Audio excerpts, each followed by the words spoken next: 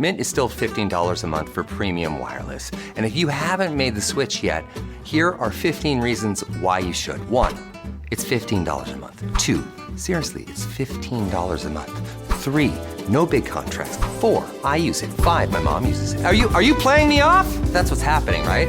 Okay, give it a try at mintmobile.com/switch. Upfront payment of $45 for 3-month plan, $15 per month equivalent required. New customer offer first 3 months only. Then full price plan options available. Taxes and fees extra. See mintmobile.com. If you're a podcast host, listen up, this one's for you. My name is Allie Jackson. I'm the host of Finding Mr. Height, a dating and relationship podcast that I've been doing for 4 years now, sharing my positive and practical approach to dating that's built on my own life experience. And I wanted to share another experience that I've had, my secret behind monetizing my show. It's called Red Circle, and I was just telling my colleague about how much I love their platform. With Red Circle, not only am I getting a seamless hosting experience, but I also love the support I receive in ad sales. It's not just typical ad sales either. It's targeted opportunities based on my show and my life. And the platform is super simple. You just set your preferences and Red Circle matches you with sponsors that align with your show. You can vet every opportunity and their platform gives you great analytics. More recently too, my Red Circle team has brought me opportunities outside of my podcast on social media to really augment the podcast partnerships, bring them full circle. I just can't recommend them enough. If you want to give it a try, go to redcircle.com to get your free trial. That's redcircle.com for a free trial. Hi, I'm Andrew Rich, and if you're like me, you look at the state of modern wrestling discourse and think, wow, what a cesspool. That's why I'm here to tell you about Music of the Mat Remix. That's right, your favorite wrestling music podcast is back with a new format, where I bring on a guest and we play songs related to wrestling-themed topics. It could be a wrestling reference, a wrestling concept, a wrestling pun, things of that nature. Now you might be saying, Andrew, that is a very, very tenuous connection to pro wrestling on a wrestling podcast network. Is this just an excuse to hang out with your friends and talk about music and ignore the rest of the wrestling landscape? Yes. Yes, it is. So listen to Music of the Mat Remix on the Voices of Wrestling Podcast Network, available on Apple, Spotify, or your podcast player of choice. Hello, Voices of Wrestling Podcasting Network listeners. I am Jeff Hawkins, co-host of Shake Them Ropes, with a very special announcement. If it's been a while or you've never listened to us before, the original gang is back. Myself and Rob McCarran, back talking wrestling. We have no idea where this show's going to go, where we're going to keep any of the old bits or any of the old things in there. It's going to be a process. It's going to be a journey, and we'd like for you to come along with us. Only on Shake Them Ropes on the Voices of Wrestling Podcasting Network. This podcast is a member of the Voices of Wrestling Podcasting Network. Visit voicesofwrestling.com to hear the rest of our great podcasts, as well as show reviews, columns, opinions, and updates across the world of wrestling. Welcome to Jumping Bomb Audio.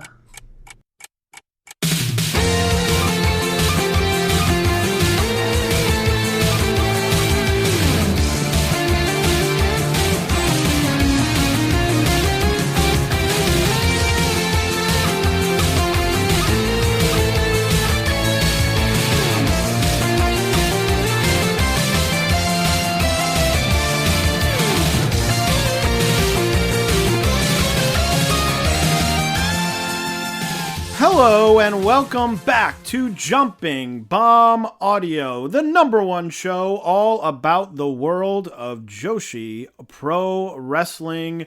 My name is Taylor, and today it is a rare episode. It is just me today on this episode. Unfortunately, Kelly having some last-minute issues pop up and is not able to join today, but we wish him the best, and hopefully he will be back on the next episode of Jumping Bomb Audio. But for today, it's me and me only, but we've got a lot in the world of Joshi to talk about. I haven't done a solo episode in quite a long time, so frankly, we'll see how this goes. But as I said, we have a lot to talk about. Before we talk about all that stuff, of course, I have to get in the plugs. Follow us on Blue Sky at JBomb You can follow Kelly at Comic Geek Kelly. You can follow me at Taymambo. Subscribe to us on your podcast app of choice. And if that app of choice is Apple Podcasts, we would really love a 5-star rating and review. And if you're feeling extra generous, you can donate to the show at redcircle.com/shows/jumping-bomb-audio. So what are we talking about today? We've got some Stardom action. We've got a bunch of big shows from Marigold, from Tokyo Joshi, from Oz Academy, and much more. So let's dig in here. Let's start with Stardom. Not a huge week for them, although some newsworthy things happening. On the 13th of October, just after we recorded our last episode, it was New Japan's King of Pro Wrestling opening. That show was a match for the IWGP Women's title, which saw Syuri defeating Seri in 14 minutes and 56 seconds. An interesting result there. Had a lot of people wondering what was going on. And what was going on was clarified later, which we will talk about shortly. But a pretty, I would say, well-received match. Cage match is very interesting because Dave, I think, went 4.5 stars in the Observer. But I think the cage match rating is only about a 7.6 or something like that. Which confused me as I was putting together my notes. So I looked at the ratings, and there were a handful of people who absolutely bombed the rating. I believe 2 people gave it a 2 out of 10. One of whom seemed to just generally not like women's wrestling, and the other who said it was, I believe, too violent. Which is odd for the first match of a New Japan show. But I guess it is what it is. All the other ratings were pretty high, 8, 9, 10.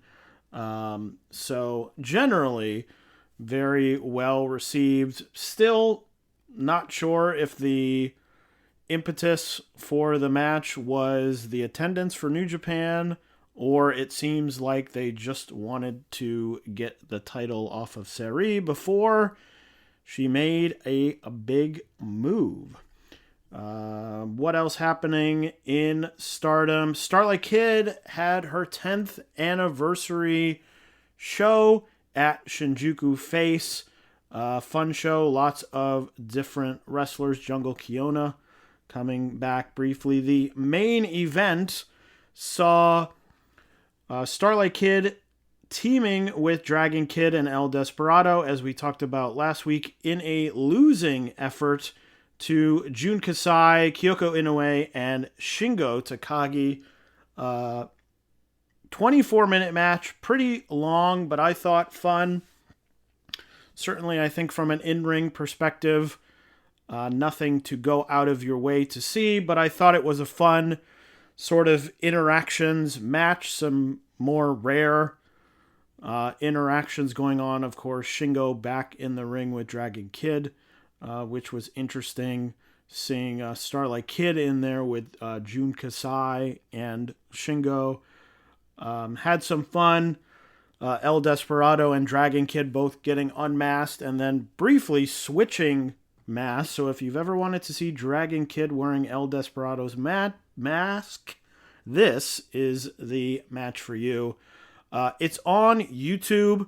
I believe it was originally supposed to be on New Japan World, but happened the day that the Amazon web server issue happened. So in order to stream it, they put it on YouTube. It is still at this moment on YouTube. I don't know if they're planning on taking it down at any time, but a very easy watch there in terms of Stardom. But one of the big shows of the week was Marigold Grand Destiny, one of their big quarterly, I guess you could call them. I think they're going to, moving forward, do 4 of these a year. So one of their big quarterly shows, Grand Destiny, on October 26th. Attendance was very good, over 3,400 fans. If I had to guess, based on the show and the reactions, I would guess that a lot of that attendance came from Io Sky in the main event, who, to my ears, got what was by far the biggest reaction of any wrestler on the roster. That match got the biggest reaction, I also thought, by far on the show. But overall, I thought actually the show was pretty solid. I don't think it was a blowaway show. I don't think it was, probably wouldn't make it into my show of the year contender pile, but I thought it was a very strong show, especially considering some of their previous big shows where you sort of are struggling until you get to the semi-main and main event, which sort of cover up a lot of those issues that Marigold has had and still has. But I thought a solid show. My opinion is it worth an extra $25 on top of the monthly fee for Wrestle Universe? I'm not sure of that, and I wish that Wrestle Universe would stop doing that, because it annoys me to have to pay more for wrestling I'm already paying for, and I think it actually devalues other things on Wrestle Universe when you essentially say, well, this wrestling is more important than this other wrestling, so we're going to charge more money for it. Just my opinion, but that's what that is. But anyway, to the matches themselves. The opening match was the Generations singles match. Kazuna Tanaka defeating Shino in 6 minutes with both of their mothers ringside. I actually thought this match was a great kickoff to the show. Really enjoyed it. Thought it had some hard-hitting action to it. Only 6 minutes, so didn't overstay its welcome. And I think compared to a lot of the other younger wrestlers in Marigold, Tanaka and Shino looked much better than many of the less experienced wrestlers in Marigold. So I thought a very strong start to the show. The next match was a gauntlet tag team match. Ended up being won by Gigaton and the debuting Shoko Kushina, who ended up being the winners. It was a very straightforward gauntlet match in that a team would come in, they would beat the team in the ring, and then they would lose to the next team that came out. So not really any surprises there, not any sort of deep shock runs here. Also odd, I don't know if they did this on Japanese commentary, but on English commentary, they stressed that you could be eliminated by going over the top rope, and at no point did anyone, I don't even think there was a tease of anyone going over the top rope, much less someone getting eliminated by doing this or by doing that. Match itself, I thought, was fairly average, below average. Very much a sort of get people on the card type of match. I thought Chen Yoda and Ariane Yamanaka were probably the best team in the match. But isn't super saying much. Most of these were fairly short. Gigaton was the mysterious TBA wrestler in the match, and I can't say I was all that excited when it was revealed that it was Gigaton. But, wish it would have been a shorter get everyone on the show match. I think it went almost 20 minutes. So quite a long time. Nothing really standing out, but was largely, I would say, inoffensive. The next match was our first of 2 surprise participant matches. This one was M, who was facing Megaton, and that turned out to be, the M stands for Minoru Suzuki. Have to say, did not enjoy this.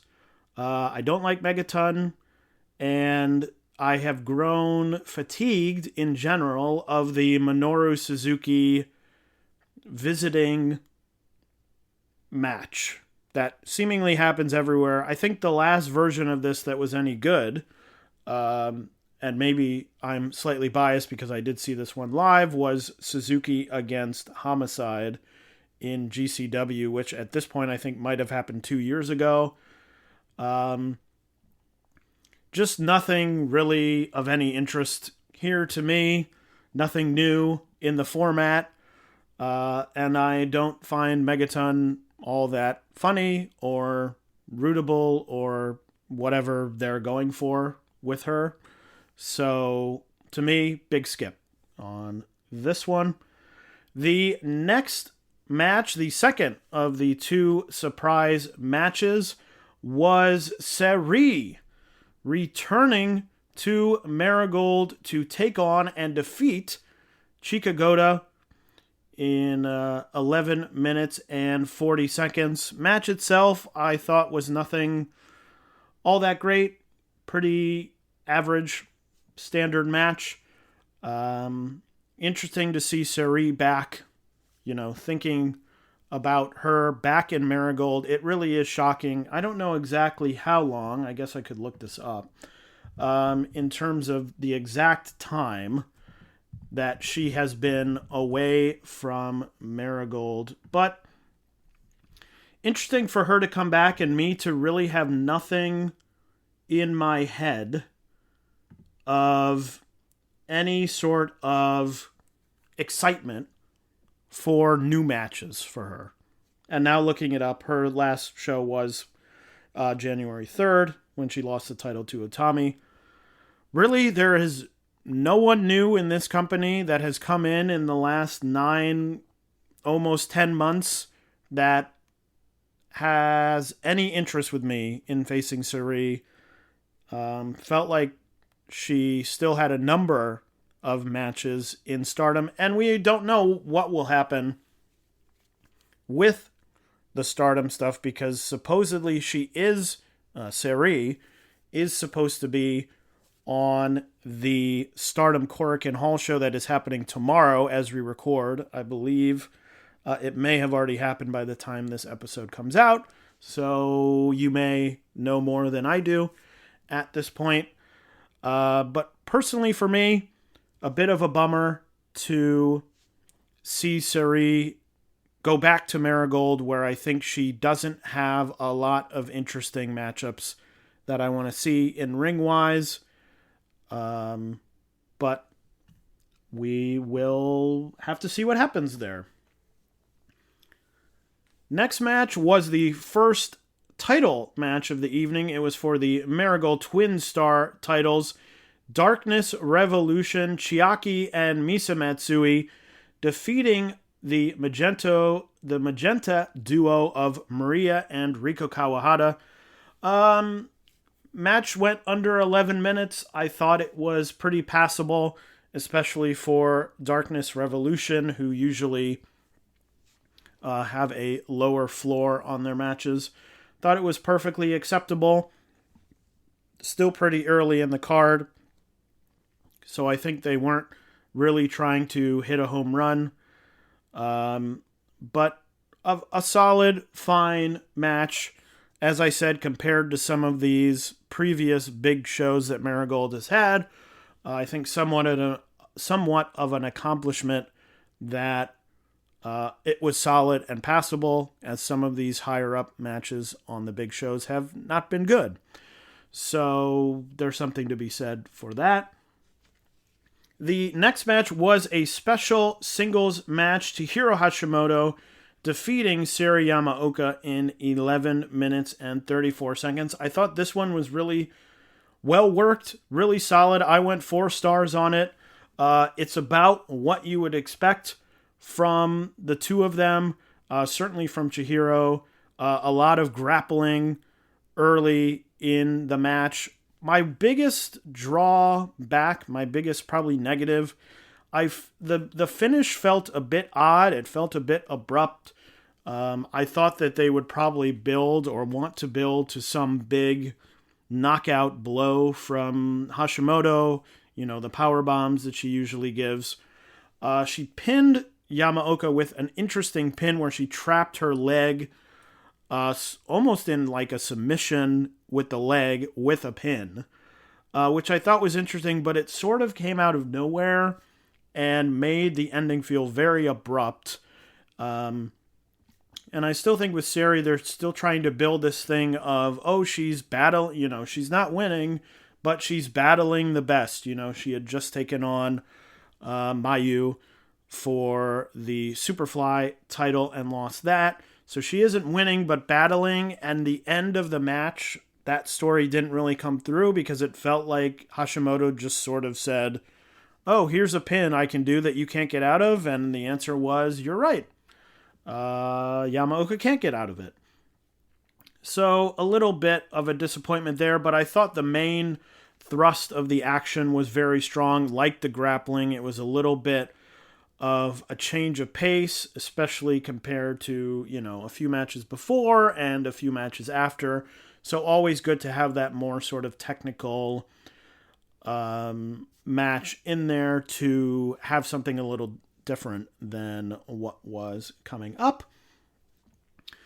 Speaking of what was coming up, that was the Marigold United National Title match. Victoria Yuzuki defeating Mai Sakurai in 20 minutes and 36 seconds to win the title. Mai Sakurai finally loses that title, and I think I'm the OG Mai Sakurai hater in the world. I thought that this was very good. I went 4 stars again. Thought it was a really good, well-worked match. Hard-hitting. Just well-worked. I think it was in some ways more simplified. It didn't have that big, the thing that I've sort of come to expect from Victoria Yuzuki, which is, trying too much and having some botch in the middle of the match. That sort of takes it down for me. I thought that they kept it very straightforward, and I thought it was very good. I went 4 stars on it, so definitely worth checking out as well. The semi-main of the show was for the Marigold World title, and Miko Aono defeating Utami in 26 minutes and 25 seconds to win the title. Kelly and I know, had talked about this at least on the last episode, if not a few episodes before that. 100%, I think, the right decision to get the title off Utami. You've got to start trying some big things with some of these people. As I said, this sort of goes back to the Sari point I made. This is not a company that has done well with lifting these mid-carders up. Miku, I think they have done a good job with. She has gone up. I think Mai Sakurai has been good. I think Victoria Yuzuki has also been pretty good, although I think a lot of her push has come from a place of sort of proving people wrong as opposed to a natural ascendancy in many ways. I think probably, as I mentioned, all of those, she is not a finished, polished effort in my eyes, but I think a lot of it is she came from Stardom. They want to say, she was built as the first super rookie of Marigold. And so I think regardless of what she was doing in ring, and she has improved and has gotten better, I think she was always getting this push as a sort of, hey, look what we did. We always knew all along how great she was, sort of thing. Other than that, you look at this roster, again, and we've said this before, people are not moving up. They are not really improving. Chika Goto had a fine match with the best wrestler in the world. It was on the mid-card, to be fair, but Chika Goto is doing that giant swing that looks like she might not even get a single revolution on some of those giant swings. And it's very hard to be on Wrestle Universe. You can hit 3 buttons and get to a Miyu match where she does the giant swing on huge people, and she swings them. And Chika Goto is big, and they had a weird thing before where she was getting, yelled at because she had gained weight, which is a thing that has always been a Rossi thing that I hate and never like. But the whole thing was, they said on English commentary, well, she added the weight because she wants to add strength. And then she goes to do the giant swing on Seri, and she can barely get her around.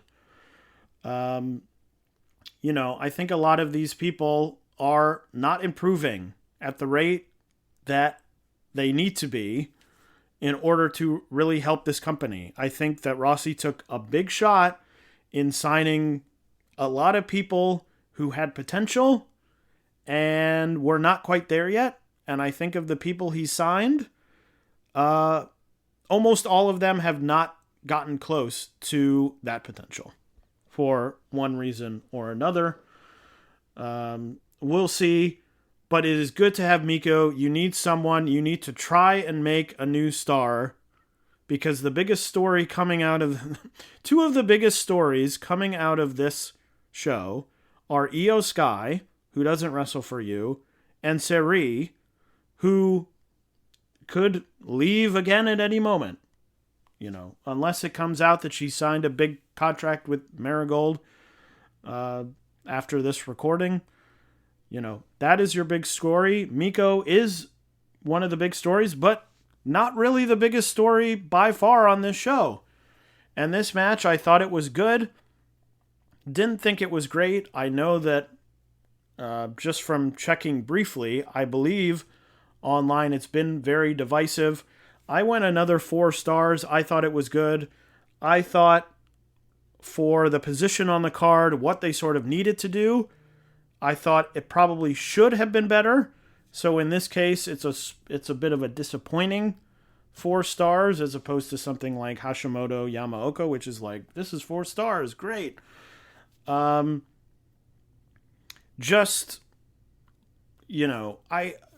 is in a weird place now where she feels like she's gone over. She hasn't really had any, big tests, because now she's champion and she's sort of been waiting for someone to show up, and it's like, well, it's going to be Miku, and because we need to do this, as opposed to, oh, here comes this unstoppable force that is finally going to knock Utami off of her throne. What does Utami do after this? I'm sure that she'll stay in the upper mid-card. This is the same problem a couple years ago in Stardom that we had, which was Rossi was very good at getting people to win the title and to hold the title for a long time, but once they lost that title, it was sort of like, what is the point of this person in this promotion? I don't know what Utami will do. I'm sure she'll still have many good matches. But again, as I said, I like the show. I'm giving a bunch of things 4 stars, and we've got an even better match coming up. There are still so many things about this promotion that maybe are not red flags, but maybe are yellow flags or caution flags that make me say this is a bit of a straw house in some ways. And that, in many ways, leads into the main event, which was Io Sky in a special singles match defeating Mayu Iwatani in 26 minutes and 28 seconds.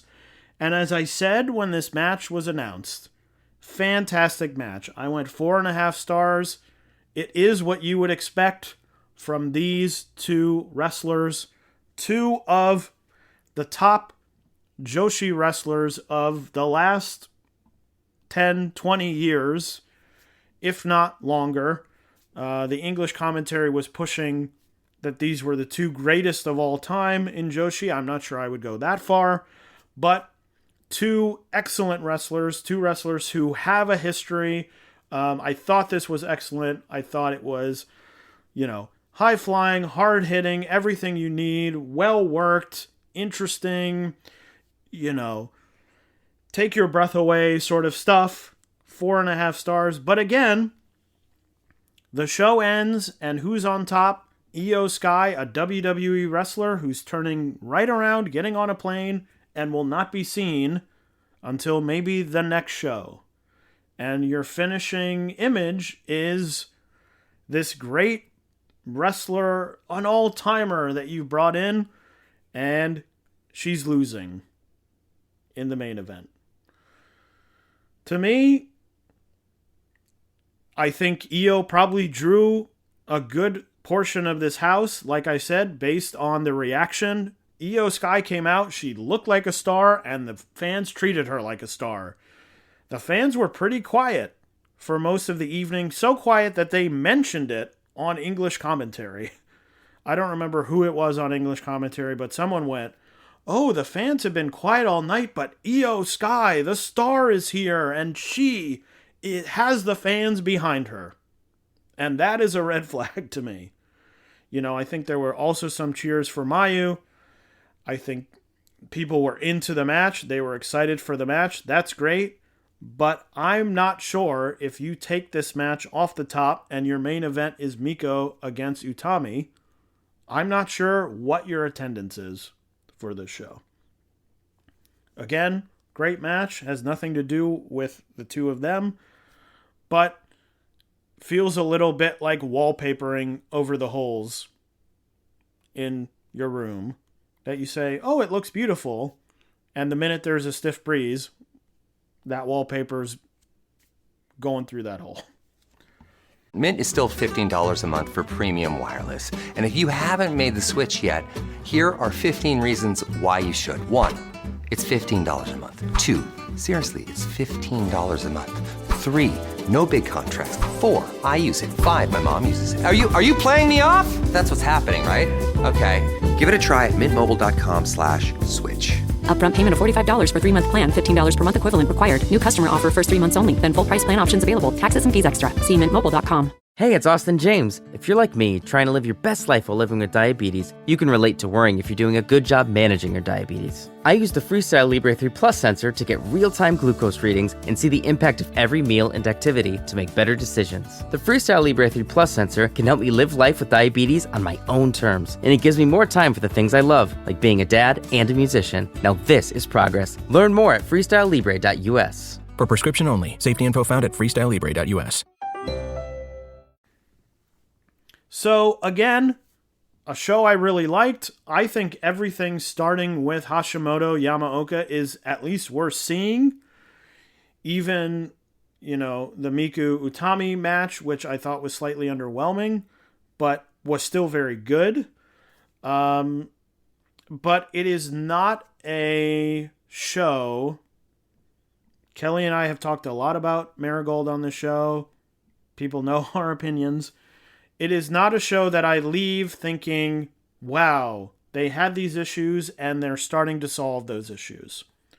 I think Miku holding a title, I think Yuzuki holding a title is helpful, but this company remains, and maybe gets even more so with Seri returning, extremely top heavy. And frankly, as Miku and Victoria Yuzuki move up, it also becomes more top heavy because now, you can argue where is the United National title in the world of Marigold, but now they're at the top. Who is the mid-card? What great mid-card wrestler is there here? I guess maybe Seri Yamaoka, but she loses all the time. Who are the great mid-carders in this company? There aren't that many of them, if any of them. So, that's my thoughts on Grand Destiny. Check it out. And what else happened in the world of Joshi. Oz had their big yearly show at Yokohama Budokan in front of 1,989 fans. The big main event was the 8-person tag team elimination match. Ozaki-gun defeating Hate to get back the Oz title. Mayumi Ozaki will not have to join Hate as their lowest ranked member. Have to say, this main event, very disappointing for me. If you've listened to the show for a while, you will know that these big Oz Academy show main events are some of my, in some years, my match of the year. I think I've given 2 of them 5 stars, and I may have given a few others 4 and something. 4 and change. When they're good, they're very good. I understand they're not good every year. You know, not every main event hits, but I thought that this was not very good at all. I actually thought it was fairly boring. Went almost 50 minutes, 47 minutes and 51 seconds. And again, not to repeat myself ad nauseum here, Natsuko Tora is not a big match wrestler. The match was centered around her and Ozaki, and really everyone else in the match was support. Even those, there were people at ringside, which was Mai Yukihi and Konami and Momo Watanabe. Everyone in the match, besides Tora and Ozaki, were window dressing. And it was supposed to come down to this whole thing, and, Tora is shooting mist in Ozaki's face, and Ozaki counters it and shoots mist in her face. And it just doesn't come together for me because Tora she does not have the natural charisma that draws your attention in this type of match. I will also say personally, some of these Oz big matches that I enjoyed, they come out and they just beat the hell out of each other. And people are bleeding all over the place. I mean, I'm thinking of, I don't remember how many years ago this was at this point. 4 years, 3 years? The Ozaki Saori No singles match that was on their big show where Saori No came out and bled buckets. And it was crazy and it was hard hitting. And so many of these Hate matches, so many of these Natsuko Tora matches feel like cosplay hardcore matches. We bring a ladder out briefly. Oh, we have a couple of chairs that we land on. I was actually surprised to see that Tora did, I believe, blade at one point and did bleed. Unfortunately, the drawback with Tora is she has red face paint on, so it was sort of hard to tell that she was bleeding, which took away from it. Ozaki bled at the end all over, and I was like, where has this been the whole time? But it's these sort of, we are going to fight until we can't fight anymore, and oh, how are we going to fight? Oh, we're going to hit each other a couple times with chairs. Other than that, it was just a long, multi-person match. That wasn't all that interesting to me. If I was Saya Kamatani, I'd be like, put me in charge of this group ASAP, because Saya Kamatani comes in and feels like a real star in a way that really no one else in this match did, certainly on the Hate side. But yes, very disappointing for me as someone who has loved a lot of these matches in the past. This did not do it for me at all. And I would say skip unless you've got an hour that you really want to kill, because this match is very long and it doesn't really build much until I would say maybe the last 5 minutes, which is the Tora Ozaki final showdown. But very disappointing for me.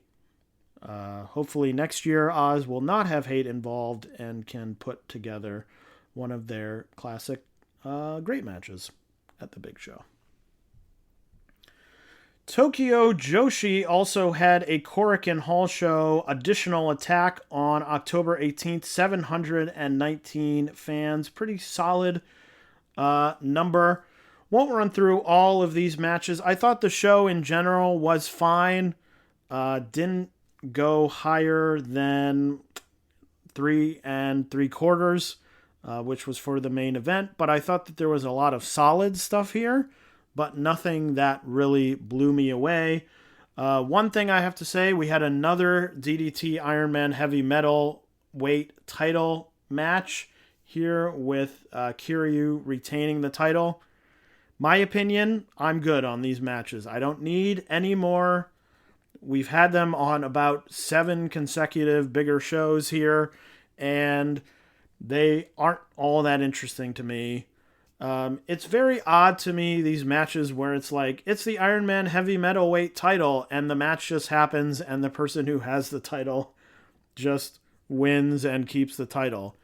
If this were me, the match ends, I would go up to that person and try and pin them. Like, that's the fun of it, is that all these wacky things can happen, and yet this was very straightforward, and we're using almost the same people in these matches. You know, it's Raku, it's Palm. Suzume somehow got pulled into this vortex, but it's just repeating the same joke over and over again, and there weren't even that many jokes in this match. So, you know, that's what I think of those matches. I hope we don't see them for a while. I'm happy to see them come once in a while, but I don't need them, and I really don't want them on every show. In terms of the rest of the show, they had the Trial Series 3 matches. Of course, Miyu Yamashita, Shoko Nakajima, and Mizuki in each singles match, defeating Shino Suzuki, Uda Takami, and Haru Kazushiro. No surprise there that they win. I was actually upside down of the cage match ratings, because my favorite of the 3 was Yamashita and Suzuki, which currently has the worst average on cage match. I just think Yamashita is so much better suited for this type of testing ground type match, where she can go out there and she can, you know, take some offense from the person where it doesn't look like you're making it quite 50-50, and then at any moment she can just be like, we're done here, and hit the skull kick, and it's over, which is what happened in this match. You know, Shino got some hope spots, but it never really felt like, oh, Shino's turning the tables on her. Where in the other 2 matches, I think there is a desire to, you don't want to just come out and in 2 minutes say, oh, the match is over. But I think sometimes in the desire to not make it that, it feels like they're making it very 50-50. And I'm like, look, they're improving, they're getting better.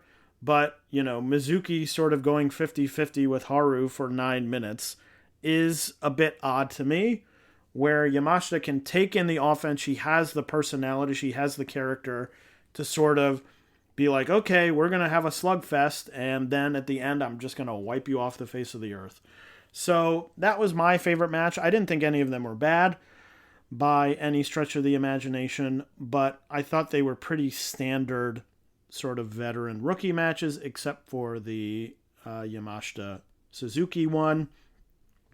Yuki Arai defeated Hyper Masao in a Who Wants to Be a Millionaire style match. Thought it was sort of lightly amusing, but it largely meant that there was no match, because they would sort of wrestle for 15 seconds, get a 2 count, and then the whole thing would stop as they had to answer trivia. So really nothing there match-wise. Then there were the 3 title matches on the top of the card. The International Princess title, Ariso Endo defeating Alice Crowley in 11 minutes and 49 seconds. Wasn't blown away by this match, but I thought it was really solid. I went 3.5 stars. I actually liked Alice. I don't know that I had ever seen her before. Maybe I'd seen her in a match or 2 that I didn't remember. Thought she was very solid. Thought she had some interesting offense. She had pulled Arisu into the top rope backwards at one point, which I thought was interesting. Thought she hit some good lariats. I thought she showed well. I think maybe not a big issue with Tokyo Joshi, but sort of a lid on these international princess title matches with a visiting wrestler is that I think a lot of the energy of the match, certainly from whoever it is, in this case, Ariso, who is wrestling the visiting wrestler, I think there's a lot of effort that goes into making that other wrestler comfortable in this sort of new environment and making sure it's sort of a match that you're like, we're going out here, we're having a title match, but we're not going to go out and try and, be spectacular craziness that things could go wrong. They're essentially driving down the safe part of the street and making sure they get from, point A to point Z, which is the end of the match, without anything crazy going on. So I think that there never is really a big opportunity for someone to come in and for you to say, oh my God, what a showing, unless they have some natural, like Jada Stone has some natural athleticism where in the ring, naturally, when she's doing some of her moves, you go, oh, wow, that's really great. Many people don't have that. But I thought Alice did well. She seemed, excited to be there. They had a great post-match, handshake, hug. That clearly showed that Alice was happy to have been in the match, happy to have gotten the opportunity. But I thought that she showed enough that I would be interested in seeing her again. And maybe getting that opportunity to show a little bit more of what she can do, maybe take a little bit more risks and have that sort of, maybe higher than 3.5, 4-star match. But again, I thought it was very solid. Good match, didn't overstay its welcome, so I went 3.5 stars. The semi-main was the Princess Tag Team title match. Uber Eats, the team of Wakina Uehara and Yuki Kamifuku, defeated Toga and Yuna Manase in 14 minutes and 51 seconds. Not a ton to say about this match. I thought it was pretty. I think I went 3.25 stars. Thought by far the highlight of the match was the Wakina Toga segments. I think I'm a lot more excited for those, which are sort of the young up-and-comer.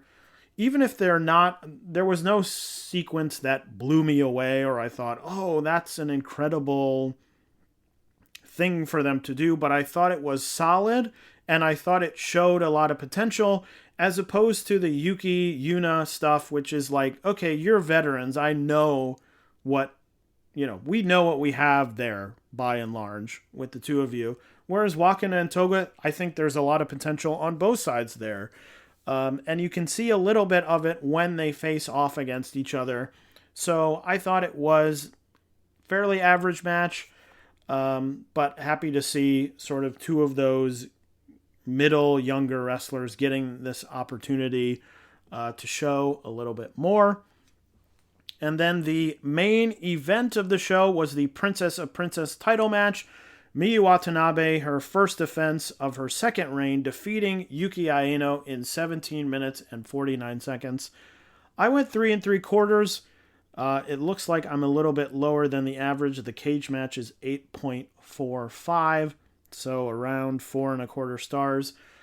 I thought that they were very ambitious in this match, and I think that they didn't quite hit what they were aiming for.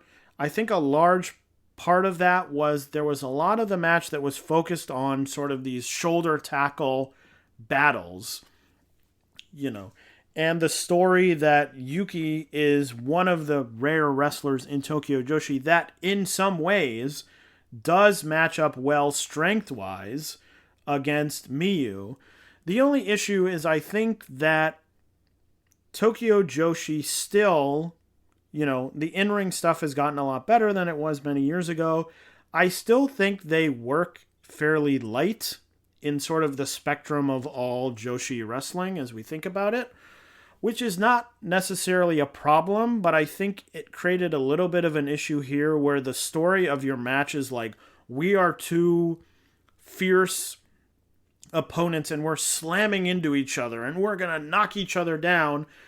When that happens, I need to see like slam, and I need to be like, whoa, they are running into each other, and I never quite felt that. And again, I thought they got overly ambitious in spots. There was that spot on the top rope where Yuki went for something. I couldn't even tell. Mr. Haku on commentary also didn't seem to know what it was, but said, oh, maybe it was a Venus DDT on the ring post, but it didn't look like anything, and it was clear that no one really knew what had happened, and sort of created this odd moment of everyone, the audience, the commentators, me, sort of being like, what just happened there? So I thought that there was that spot and a couple other spots where it was clear that they were going for sort of this big fight feel, but didn't quite get there. Which dragged it down a bit for me, but I thought it was solid. Again, went 3 3/4. So this show, if you've got some time, I think the top 3 are okay, but I don't think there's anything here that if you didn't see it, end of the year, whatever time, you would think back and go, oh, I can't believe I missed that one. The other quick Tokyo Joshi update is they just had a show a few hours ago. Uda Takami defeating Chika Nanase to win the Next Generation tournament. Chika defeating Kira Summer from the non-winner bracket to get to the finals. They faced off. Actually, Chika won the first match, but she needed to win 2 matches in a row because she was coming out of the non-winner bracket to win the tournament. So she won the first match, but Uda won the second match, and so wins that tournament. And then finally, we talked about it last time. Ice Ribbon had a Korakuen Hall show just a little bit ago on October 26th. I haven't seen anything about the attendance yet. I'm very interested to see what that attendance is. Because if you didn't hear, we talked last time on the show about Ibuki Hoshi, not only in the semi-main event, but in the main event. Unfortunately, she suffered an ACL injury, and so they had to reshuffle the cards in very Ice Ribbon fashion, of course. So the main event was still Manami Katsu, but defended against Kaho Matsushita, defeating her to retain the title. They didn't have a tag title match on the show, so the only other title match on that show was Akane Fujita defeating Tsukino Umino. Again, haven't heard anything about attendance. I think their last Korakuen Hall show did 382, which was a slight improvement, but still at or near the basement of Korakuen Hall shows for the year. So very interested to see what the attendance would be for that show, considering that the top 2 matches got affected. So hopefully we will hear more about that in the upcoming days. And then what is coming up in Joshi Wrestling in the next 2 weeks? Well, Stardom has a number of shows. They have, as I mentioned, a Korakuen Hall show happening tomorrow. As we record this, it will have already happened by the time this is released. 2 title matches. Mei Sierra and Waka Tsukiyama will face off for the high-speed title, and Natsuko Tora and Ruaka will defend their tag titles against Rina Yamashita and Itsuki Aoki. New Blood 26 is coming up on the 30th. Hanako and Waka Tsukiyama will defend their tag titles against Aya Sakura and Saika Karara. And the next big show at the top of November is Crimson Nightmare. A lot of big matches on this show. Saki Kashimo will take on Bozilla in a special singles match. Starlight Kid will defend the Wonder of Stardom title against Konami. And Saya Kamatani will face Momo Watanabe in a double title match for the World of Stardom title and the New Japan Strong title there. So some big matches. That's their next big show. And then after that show, the Stardom Tag League will begin moving into November, and so we're moving into Tag League season. Other than that, not too much coming up. Seedling has a show on November 2nd.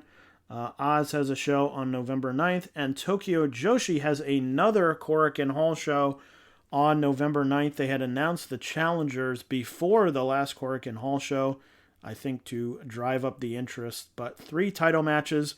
But one of the matches already announced, Hiroyo Matsumoto coming back to Tokyo Joshi, teaming with Yuki Arai to face Yuna Manase and Toga. And then the 3 title matches, Shoko Nakajima will defend her MLW featherweight title against Viva Van. Yuki Kamifuku and Wakana Huihara, the tag champions, will face Himawari and Shino Suzuki.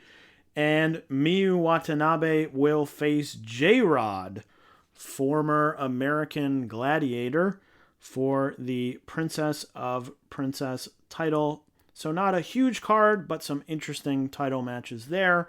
And speaking of title matches, Wave will have a Korakuen Hall show on November 2nd. That will have Kohaku and Itsuki Aoki for the Regina, the Wave title. So that is everything coming up in the world of Joshi.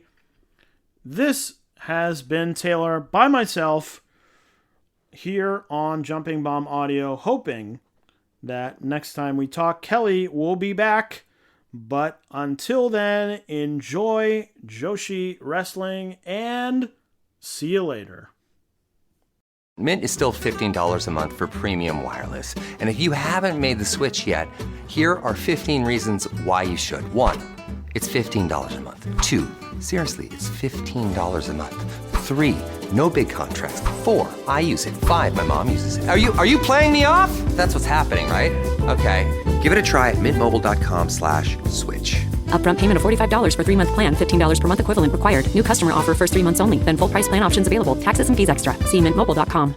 If you're a podcast host, listen up, this one's for you. My name is Allie Jackson. I'm the host of Finding Mr. Height, a dating and relationship podcast that I've been doing for 4 years now, sharing my positive and practical approach to dating that's built on my own life experience. And I wanted to share another experience that I've had, my secret behind monetizing my show. It's called Red Circle, and I was just telling my colleague about how much I love their platform. With Red Circle, not only am I getting a seamless hosting experience, but I also love the support I receive in ad sales. It's not just typical ad sales either. It's targeted opportunities based on my show and my life. And the platform is super simple. You just set your preferences and Red Circle matches you with sponsors that align with your show. You can vet every opportunity and their platform gives you great analytics. More recently too, my Red Circle team has brought me opportunities outside of my podcast on social media to really augment the podcast partnerships, bring them full circle. I just can't recommend them enough. If you want to give it a try, go to redcircle.com to get your free trial. That's redcircle.com for a free trial. Hello, Voices of Wrestling Podcasting Network listeners. I am Jeff Hawkins,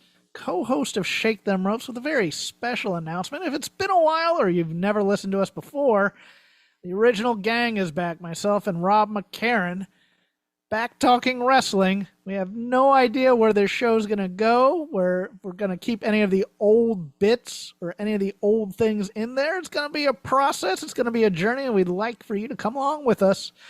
Only on Shake Them Ropes on the Voices of Wrestling Podcasting Network. Hello, do you like New Japan Pro Wrestling? Are you a Shin Nihon freak? If so, check out the Super J-Cast with Joel and Damon on the Voices of Wrestling Podcast Network. And even if you fucking hate New Japan Pro Wrestling, listen to the Super J-Cast anyway. Not just for our great show reviews, analysis, and pastrami sandwiches, but there's also usually some dick jokes somewhere in the obligatory opening 30 minutes of absolute nonsense we chat about every single week. That's the Super J-Cast for all the best talk about New Japan Pro Wrestling, crisps, and pornography.